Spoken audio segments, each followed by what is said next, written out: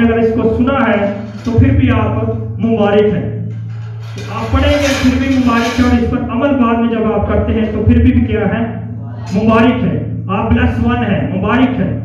یہ ہر انسان کے لیے مبارک کا جو لفظ ہے استعمال نہیں ہوا, غیر قوموں کے لیے نہیں, ان کے لیے ہے جو خدا کے کلام کو سنتے ہیں, اس پر عمل کرتے ہیں اور اس کو پڑھتے ہیں. سو میرے عزیزو, آج جو ہم دیکھیں گے کلام مقدس میں سے خیمہ اجتماع کے بارے میں سنا ہوا پہلے آپ لوگوں نے؟ کسی نے سنا تو ہاتھ کھڑا کر سکتا ہے.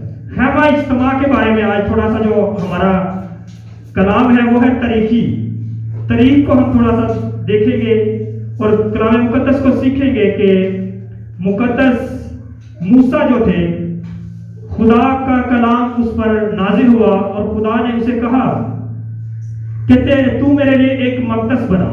خروج کی کتاب میں سے ہم نے پڑھا کہ تو میرے لیے کیا بنا؟ مقدس. مقدس کا مطلب ہوتا ہے گھر. کیا ہوتا ہے؟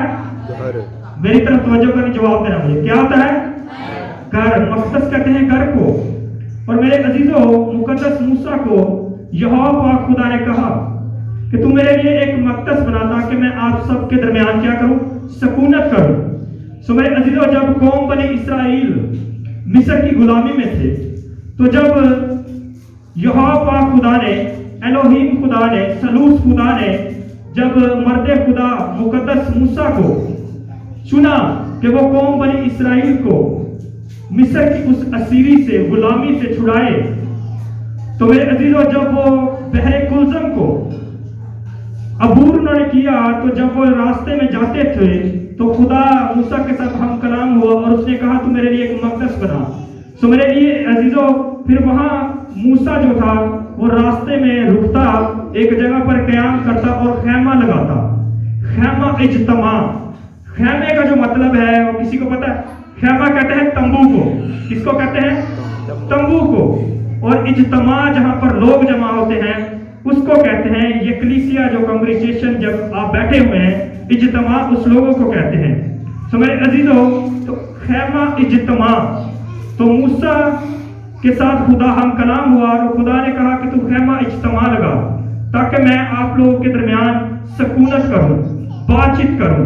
سو میرے عزیزو, کچھ اسکالر یہ بھی کہتے ہیں جب باغ عدن میں ٹھنڈے پہر خدا آدم اور ہوا کے ساتھ باتیں کرتا تھا تو وہ بھی ایک خیمہ تھا. سو آج ہم دیکھیں گے کہ کتنے خیمے بنے اور کتنی ہیکلیں بنی. تو ہم دیکھتے ہیں سب سے پہلے خیمہ اجتماع جو موسیٰ نے بنایا. سو میرے عزیزو, یہ 150 فٹ لمبا اور 75 فٹ چوڑائی کا ایک حصہ ہوتا تھا, ایک میدان ہوتا تھا جہاں پر یہ خیمہ اجتماع جو ہے یہ نصب کیا جاتا تھا, لگایا جاتا تھا. تو اس خیمے کے اندر سو میرے عزیزو, جب یہ موسیٰ نے یہ خیمہ لگایا تو اس کے اندر 3 جو تھے حصے بنائے گئے, 3 پورشن بنائے گئے. اور یہ جو خیمہ جو تھا, یہ جو ایریا تھا, یہ جو میدان تھا, اس کو آسمانی کتانی جو کپڑا تھا اس کی کناتوں کے ساتھ جو تھا اور 60 جو اس کے برج تھے ان کے ساتھ جو ہے نا ان کو لپیٹ میں دیا ہوتا تھا, ان کو کور کیا ہوتا تھا ان ستونوں کے ساتھ. سو آج بھی ہم دیکھتے ہیں تو اگر کوئی کناتے یا تمبو وغیرہ لگاتا ہے تو وہ لگائی ہوتی, بلیاں لگائی ہوتی ہیں, ستون ان کو کہہ سکتے ہیں آپ. تو یہ 60 ستون ہوتے تھے, یہ چاندی کے ہوتے تھے اور ان کے ساتھ یہ خیمہ جو تھا, جو ایریا ہوتا تھا, ان کو کور کیا ہوتا تھا. تو اس کے اندر میرے عزیزو موسیٰ نے 3 حصے بنائے. فور ایگزامپل جیسے یہ باہر سین ہم دیکھتے ہیں, سین جو چھوڑا ہوا ہے, پہلا حصہ وہ اور یہ دوسرا حصہ, اور یہ پردہ ایک لگا ہوا, پردے کے پیچھے ایک تیسرا حصہ. کتنے حصے ہوتے تھے خیمہ اجتماع میں؟ 3. آواز آنی چاہیے. 3 حصے ہوتے تھے. تو میرے عزیزو, پہلا جو حصہ ہوتا تھا اس کو صحن کہتے ہیں. کیا کہتے ہیں؟ صحن کہتے ہیں, جہاں پر سوختنی قربانیاں چڑھائی جاتی تھی, نظر کی قربانیاں چڑھائی جاتی تھی. وہ پہلا حصہ تھا. تو دوسرا حصہ جو ہوتا تھا وہاں پر میرے عزیزو پاک ظروف رکھے جاتے تھے, برتن رکھے جاتے تھے, نظر کی روٹیوں کی میز تھی اور وہاں پر بخور کی قربان گاہ بھی تھی. اور جہاں پر جب وہ سال کی قربانی گزارتے تھے کاہن قوم کے کفارے کی قربانی جب گزاری جاتی تھی سال میں ایک دفعہ، تو میرے عزیزوں جب وہ کاہن اس قربانی کو، اس بلڈ کو لے کر دوسرے حصے میں آتے تھے، دوسرے حصے کو کہتے ہیں پاک مقام. کیا کہتے ہیں؟ پاک مقام. پہلے حصے کو کیا کہا؟ ذہن آپ کا ادھر نہیں ہے، دھیان کرے گا، میں نے پوچھنا ہے آپ سے. ہاں بھائی کے لیے تالیاں. صحن، پہلا حصہ کیا ہے؟ صحن، جہاں پر قربانیاں گزاری جاتی تھی، اور دوسرا حصہ جہاں پر کاہن پریسٹ جو تھے وہاں پر آتے اور طہارت، اپنی طہارت کے لیے، وہاں پر ان کی طہارت کے لیے یعنی کہ اپنے آپ کو پاک صاف کرتے، اور وہاں پر وہ غسل کرتے، اور پھر جو ہے تیسرے حصے کے اندر انہوں نے جانا ہوتا تھا، کیونکہ ناپاک جو انسان ہے وہ تیسرے حصے میں داخل نہیں ہو سکتا تھا، جو پردے کے پیچھے حصہ تھا، جہاں پر خدا کی حضوری، خدا وہاں پر موو کرتا تھا. اس حصے میں جانے سے پہلے جو کاہن تھے اپنے آپ کو درست کرتے تھے، اور جو وہ وہاں پر جو پانی رکھا گیا تھا کاہنوں کے لیے جس سے وہ اپنے آپ کو درست کرتے تھے، پاک صاف کرتے تھے، طہارت کرتے تھے.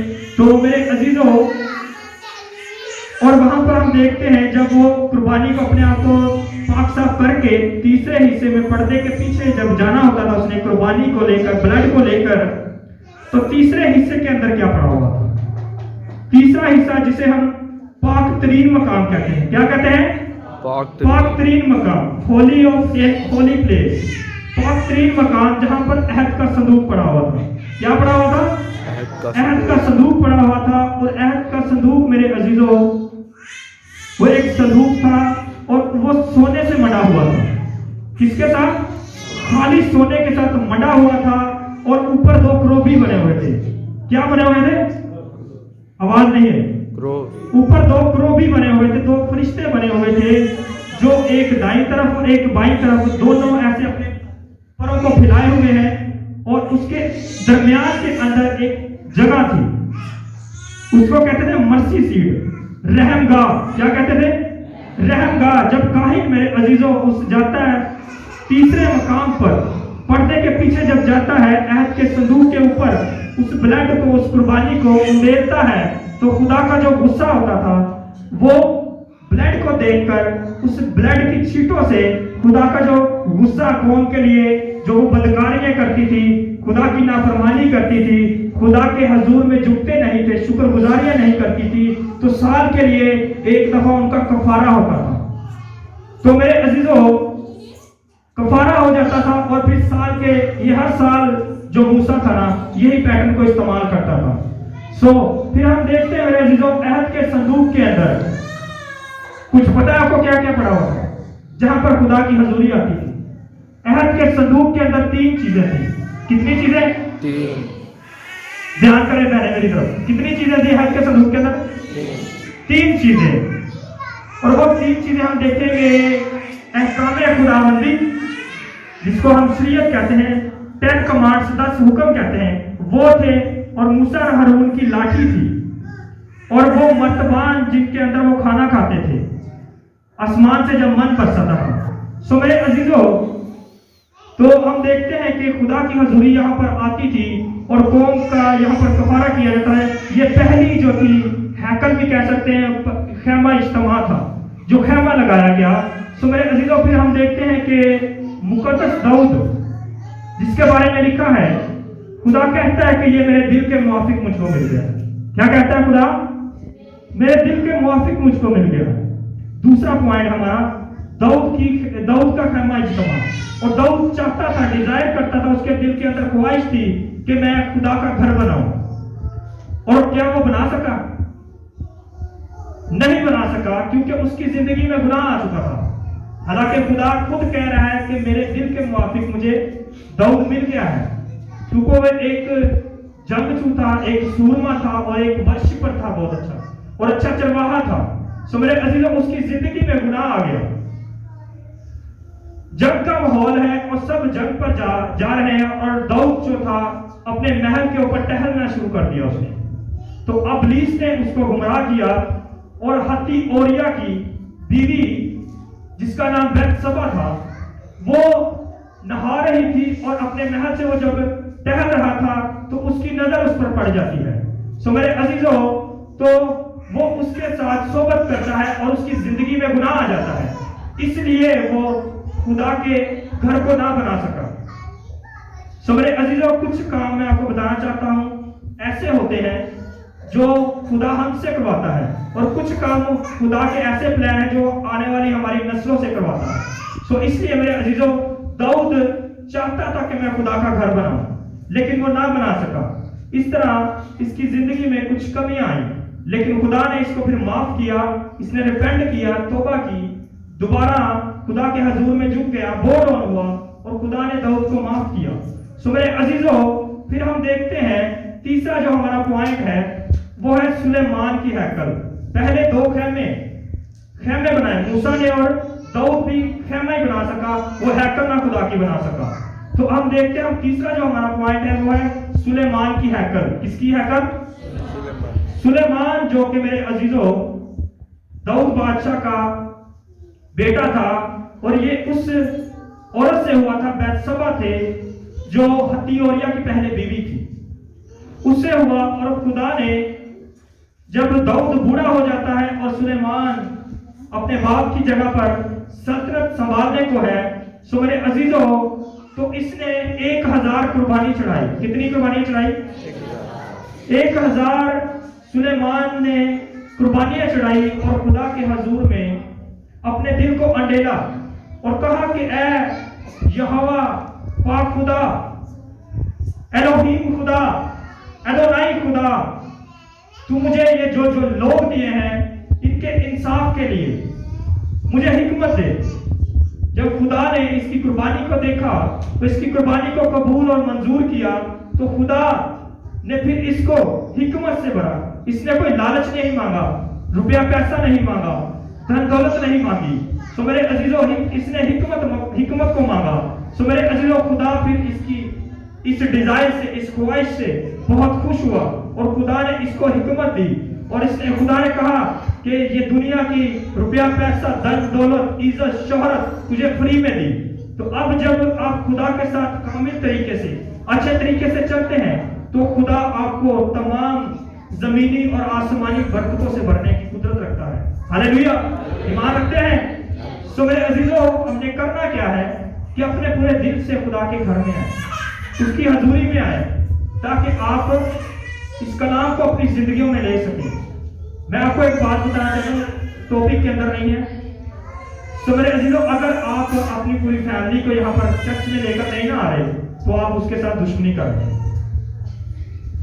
اگر آپ اپنے بچوں کو نہیں لے کر آ رہے، مائیں یہاں پر آ گئی ہیں، اگر ہسبینڈ گھر میں رہ گیا ہے یا ہسبینڈ آ گیا، باقی بچے اور بیوی گھر میں ہیں، تو آپ ان کے ساتھ دشمنی کر رہے ہیں. آپ ان کو دوزخ میں چھوڑ آئے ہیں، دنیا داری میں چھوڑ کر آ رہے ہیں.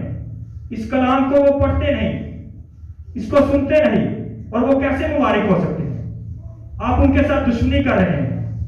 اگر آپ کے بچے گھر میں ہیں تو آپ سمجھ لیں وہ خدا سے دور ہے.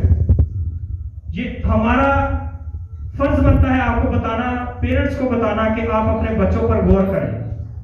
اگر آپ اپنے بچوں کو آج کلام مقدس نہیں پکڑائیں گے تو وہ کل کو آپ کو جیل کے اندر لے کر جائے گا، وہ آپ کو نشوں کے اندر نظر آئے گا، اور دیگر ایسی دنیا کی ایکٹیویٹیز میں آپ کے بچے کھو جائیں گے. ابلیس تو یہی چاہتا ہے. لیکن ہمیں چاہیے کہ خدا کے گھر میں اپنے بچوں کو لے کر پوری فیملی خدا کے گھر میں آئے، تاکہ آپ خدا کے کلام کو سن سکیں، اس کے مطابق زندگی گزار سکیں. اگر آپ کے بچوں کے اندر یہ کلام ہوگا، کلام کی سچائیاں ہوگی، تو میں آپ کو دعوے کے ساتھ کہتا ہوں کہ آپ کے بچے نہ تو کبھی کوئی مذہب تبدیل کریں گے، نہ ہی ان کے بچے کبھی جیلوں میں جائیں گے، نہ نشے کریں گے. ایمان رکھتے ہیں؟ یہ کلام میرے عزیزوں قدرت والا کلام ہے، یہ زندگیوں کو چینج کرنے کی قدرت رکھتا ہے. اور آج ہم دیکھتے ہیں گرجا گھروں میں یہ کلام بھرا پڑا ہے انبیاء کرام سے، آدمیوں سے. خدا ہم کلام ہوتا تھا، تو آج دیکھیں مرد ہمیں نظر ہی نہیں آتے گرجا گھروں میں. بہنوں کے ساتھ بھی خدا نے کلام کیا ہے، بڑا کردار ہے بہنوں کا بھی، لیکن افسوس کے ساتھ کہنا پڑتا ہے کہ جو بھائی ہیں وہ جاب پر جا رہے ہیں اور دیگر ایکٹیویٹیز میں حصہ لے رہے ہیں، شادیوں پر جا رہے ہیں، 40 پر جا رہے ہیں، جائیں اچھی بات ہے، لیکن چرچ کے بعد جائیں۔ پرانے عہد نامے میں لکھا ہے بڑی سختی کے ساتھ، ہیکل کے اندر سبت کے دن جو نہیں پہنچتا تھا اس کو سنسار کیا جاتا تھا۔ کیا کیا جاتا تھا؟ سنسار کیا جاتا تھا۔ اتنا سخت قانون تھا، سبت کے دن کوئی کام نہیں تھا کر سکتا، یعنی خدا کی بندگی کریں اس کے بعد۔ اسی لیے تو ہم ہلاکت کی طرف جا رہے ہیں۔ ہمارے گھروں کے اندر رزق نہیں ہوتا، ہمارے اندر گھروں کے اندر خوشحالی نہیں ہے۔ ریزن کیا ہے کہ ہم کوئی بھی پروگرام کرنا ہے، ہم نے اتوار ہی رکھنا ہے۔ غلط تو نہیں کہہ رہا بھائی، خدا نے خود خدا کے کلام میں لکھا ہے کہ سبت کے دن کو پاک مانیں۔ 6 دن آپ کو دیے ہیں، جو دل کرتا کریں، 7ویں دن خدا کی حضوری میں پہنچے۔ تو ہم کیا کرتے ہیں؟ 7ویں دن ہی سارے پروگرام رکھتے ہیں، رکھیں، لیکن سنڈے کے بعد عبادت میں ضرور پہنچے۔ اگر آپ چاہتے ہیں کہ آپ کے بچے ترقی کریں، اچھے عہدوں پر ہو، اپنے بزنس ان کے ہوں، تو یہ کلام ہمیں خدا نے دیا ہے ہماری ہدایت و رہنمائی کے لیے۔ اس کو اپنی زندگی میں لے، اپنے بچوں کو۔ آج کل آپ دیکھتے ہیں ہر بچہ چھوٹا جو ہے، ابھی چھوٹا سا بچہ ہے، وہ موبائل پہ لگا ہوا۔ غلط تو نہیں کہہ رہا، مائیں اس کو موبائل پکڑا دیتی ہیں، وہ ڈورےمون دیکھتے ہیں۔ کیا دیکھتے ہیں؟ ڈورےمون۔ سن لیجیے ذرا، ڈورےمون چائنا کا ایک بہت بڑا دیوتا ہے، وہ ابلیس کا سپورٹر ہے، ذہن میں رکھیں۔ اس نے چھوٹے چھوٹے بچوں کو اپنے راستے پہ لگانا شروع کر دیا ہے۔ ماں سے التماس ہے بھائی، تو چلو کام پر چلے جاتے ہیں، ذرا ماں سے التماس ہے، ذرا غور کریں اس بات پر۔ اگر لگانا ہے تو سپر بک لگا کے بچوں کو دیں تاکہ وہ پرورش کریں، اچھے طریقے سے اپنے کلام کو سمجھ سکے، کلام کی کوئی باتوں کو اپنے اندر لے۔ سوری معذرت کے ساتھ یہ باتیں کہہ رہا ہوں آپ کو۔ آئے ہم اپنے ٹاپک کی طرف آتے ہیں۔ تو میرے عزیزو، مقدس سلیمان نے تیسرا جو ہمارا پوائنٹ ہے، ہیکل بنائی، اور اس نے 7 سال میں ہیکل تعمیر کری۔ کتنے سالوں میں؟ 7 سال لگے اس کو خدا کے ہیکل بناتے ہوئے، اور پھر ہیکل کے ساتھ اس نے 13 سالوں میں اپنا ایک محل بنایا۔ سو میرے عزیزو، پوری دنیا میں اس وقت مقدس سلیمان بادشاہ کی حکمت کے چرچے تھے، اور اس نے بڑی حکمت کے ساتھ، دنائی کے ساتھ خدا کے گھر کو بنایا، اور اس کے ہیکل سے اور اس کے جو محل تھا اس سے ایک سیڑھی آتی تھی، اور کیا ہی وہ شاندار لکھا ہے کہ اس نے سیڑھی بنائی۔ آج بھی اگر آپ کسی مستری سے پوچھیں تو سب سے اگر گھر میں کوئی مشکل کام ہے تو وہ کیا چیز ہے؟ سیڑھی چڑھانا۔ ایسا ہی ہے؟ آواز تو آنی چاہیے، سستی تو نہیں پڑ گئی؟ یہ بھی ابلیس کی ایک بری روح ہے جو انسان کو سست کر دیتی ہے کہ وہ آپ کلام نہ سنیں۔ ٹھیک ہے، سو میرے عزیزو، سیڑھی جو ہے وہ سب سے مشکل چیز ہوتی ہے گھر میں۔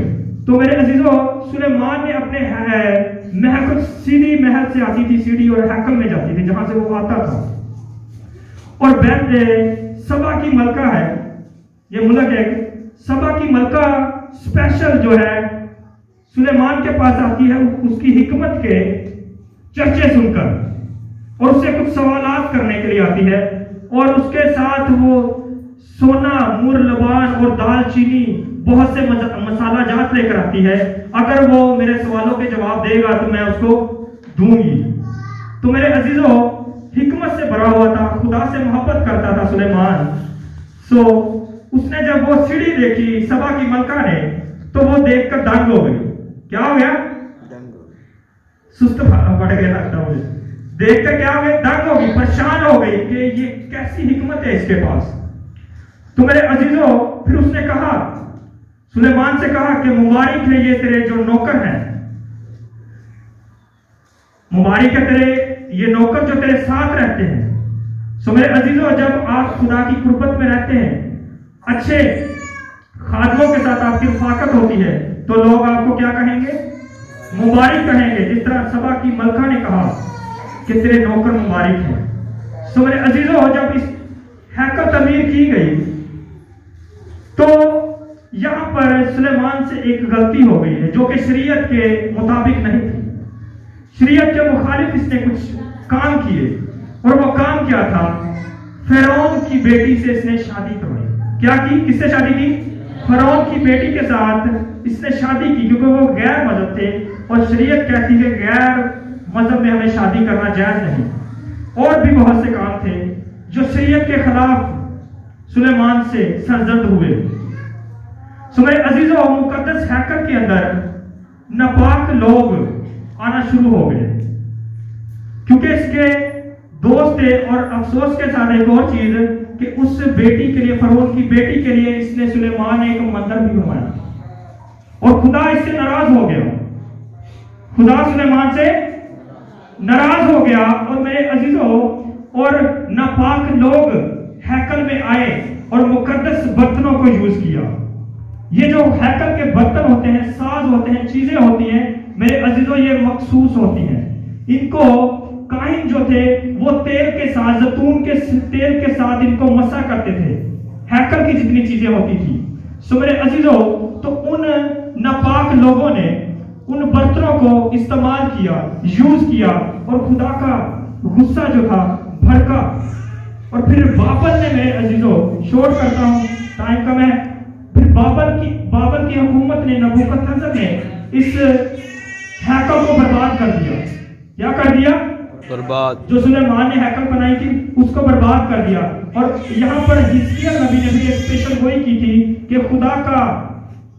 خدا نافرمان اور بت پرست لوگوں کی عدالت کرے گا اور اپنی حضوری کو یروشلم سے اٹھا لے گا اور شہر کو غیر قوموں کے ہاتھ اجڑنے کے لیے چھوڑ دے گا. اور بابل نے پھر میرے عزیزوں یہاں پر اپنا سکہ منوایا، یہاں پر حکومت کی اور ہیکل کو تیش نیش کر دیا. پھر جو ہمارا چوتھا ٹاپک ہے وہ ہے زربابل کی ہیکل. کس کی؟ زربابل کی. جو مقدس سلیمان نے ہیکل بنائی تھی وہ مکمل طور پر جو چیز ڈسٹروئے ہو چکی تھی، برباد ہو چکی تھی، تباہ ہو چکی تھی.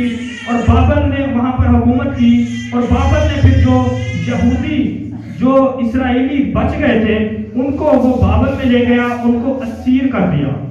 کیا کر دیا؟ اسیر، قید میں ڈال دیا. پھر زربابل کی ہیکل جو ہے ہم چوتھا پوائنٹ دیکھتے ہیں. اور میرے عزیزوں وہاں جب خویریس بادشاہ تھا اس کے دور کے اندر جو یہ یہودی بچ گئے تھے، جو رہ گئے تھے اسیری کے اندر تھے، تو زربابل جو ایک وزیر تھا اس نے ان کو چھڑوایا.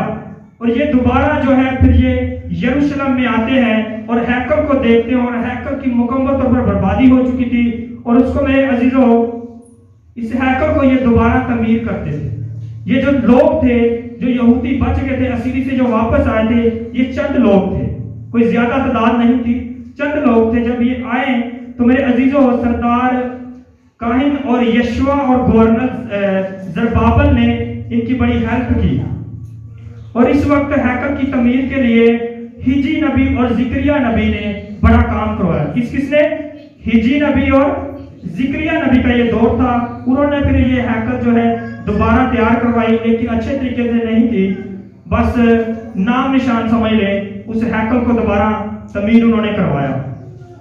تو یہ 515 کاف میم میں یہ دوبارہ تعمیر کی گئی. تو یہ کوئی خستہ حال تھی، اتنی اچھی ہیکل نہیں تھی. تو ہم 5واں پوائنٹ دیکھتے ہیں ہیرودیس کی ہیکل. کس کی ہیکل؟ ہیرودیس میرے عزیزوں جس نے میرے اور آپ کے آقا یسوع المسیح ناصری کو مصلوب کروایا، حکم دیا کہ اس کو صلیب دے دی جائے. تو آپ سوچتے ہوں گے، آپ کے مائنڈ میں آئے گا کہ ہیرودیس تو رومی تھا، اس نے ہیکل کیوں بنوائی؟ اس لیے کہ وہ ایک سیاسی لیڈر تھا. کیا تھا؟ سیاسی بادشاہ تھا. تو آج بھی آپ دیکھتے ہیں کہ بہت سے سیاسی لوگ ہیں، آپ اگر ان کے پاس جائیں تو وہ ہمارے گرجا گھر کو بنوا دیتے ہیں. ایسا ہی ہے یا غلط کہہ رہا ہے؟ ایسا ہے کیونکہ وہ اپنی جو سیاست اس کو چمکانا چاہتے ہیں کہ لوگ میری عزت کریں. تو جو ہیرودیس بادشاہ تھا یہ تعمیراتی کام کروانے میں بڑا ہوشیار تھا اور اس کی ڈیزائر کی خواہش ہوتی تھی کہ میں اپنے اس دور میں تعمیراتی کام کرواؤں. تو میرے عزیزوں اس نے پھر ہیکل کو بڑے اچھے طریقے سے دوبارہ جو ہے بنوایا. سیم جیسے سلیمان کی ہیکل بنی ہوئی تھی، اس نے ہیکل کو دوبارہ تعمیر کروایا. یہ وہی ہیکل ہے جہاں پر یسوع مسیح ناصری کہتے ہیں کہ یہ دعا کا گھر ہے، تم نے اس کو ڈاکوؤں کی کھو بنا دیا تھا. یہ وہ ہیکل تھی. متی کی انجیل کس باب میں پڑھ سکتے ہیں. تو یہ ہیرودیس نے بنوائی تھی. اور یہ وہی ہیکل تھی جو ہیرودیس نے بنوائی تھی جب یسوع مسیح ناصری آپ کے اور میرے آقا نے صلیب پر جان دی اور پردہ اوپر سے لے کر نیچے تک پھٹ گیا. یہ ہیرودیس نے ہیکل بنوائی تھی. سو میرے عزیزو پھر ہم لاسٹ پر دیکھتے ہیں ہم نے جو آیت مقدس پولس رسول کی معرفت لکھی گئی کرنتھیوں کی کلیسیا کو پڑھا ہے کہ پولس رسول جو رسول اعظم ہے کیا فرما رہے ہیں کہ تم نہیں جانتے یہ روح القدس کا مقدس ہے. مقدس کا میں نے مطلب شروع میں بتایا تھا, کیا ہے بتا سکتے ہیں؟ اپنے لیے یہ دعا کیا کریں تاکہ آپ کلام کو ریسیو کریں. مبارک بھائی کے لیے تعلیم غور سے سننا ہے. میں نے جب بھی کلام سنا ہے میں نے آپ سے پوچھنا ہے, ایکٹیو ہو کر آیا کریں اور اپنے لیے دعا کیا کریں تاکہ آپ کے کانوں کے اوپر سے نہ گزرے.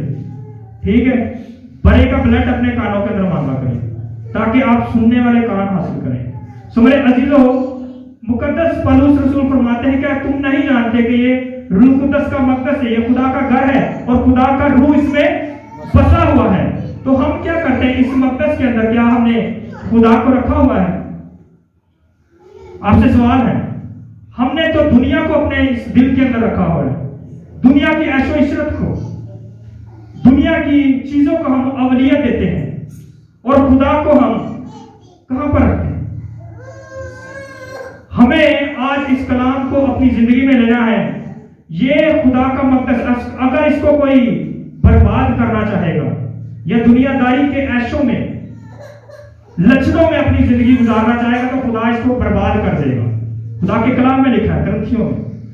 تو ہمیں اس بدن کو محفوظ رکھنا ہے کیونکہ یہ خدا کا مقدس ہے.